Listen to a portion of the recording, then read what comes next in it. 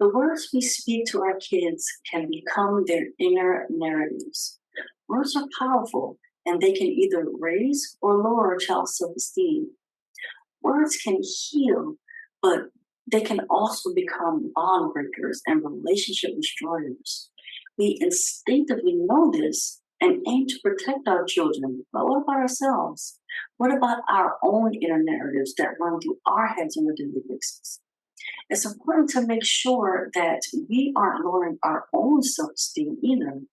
You love your child, there's no doubt about that, but you matter too. It's important to recognize your own cognitive distortions. So, what are cognitive distortions?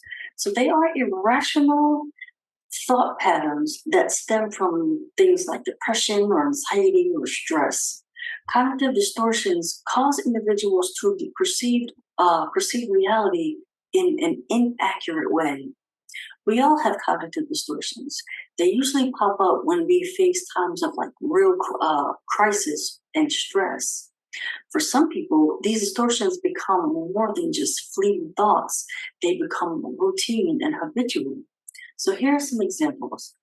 Polarized thinking is like all or nothing thinking. Like it's either my way or the highway. This is the only way to do it.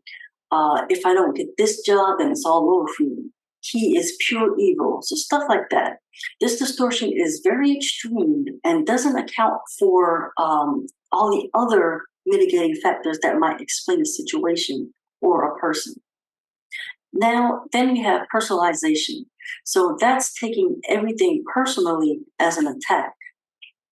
There's negative bias thinking, which is discounting the positive experiences and focusing on the negative. And then there's labeling, and this one is pretty common. It's labeling someone such as your child or other people as a negative character description, like they're lazy, they're a loser, they're useless, stuff like that. So there's a whole lot more. But for now, I hope that you can see how easy it is to fall into that kind of thinking, especially in times of stress.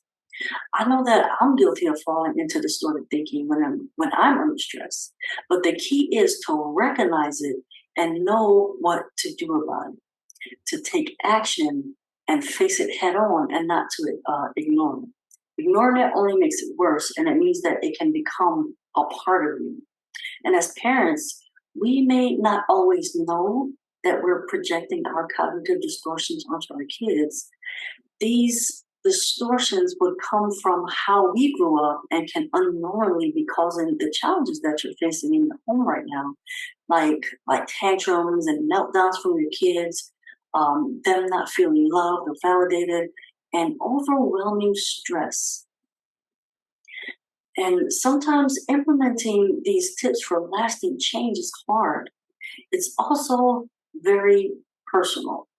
That's why I created a life-changing program called the Connected Family Growth Program, where I would walk you through every step of the way to make sure that these changes stick and permanently change your family's life. So let me help you implement lasting change and not band-aid fixes with your family. I'm going to put a link down below. Go ahead and click it to schedule a call with me so we can go over these strategies and you can walk away with the tools you need for lasting change for your family.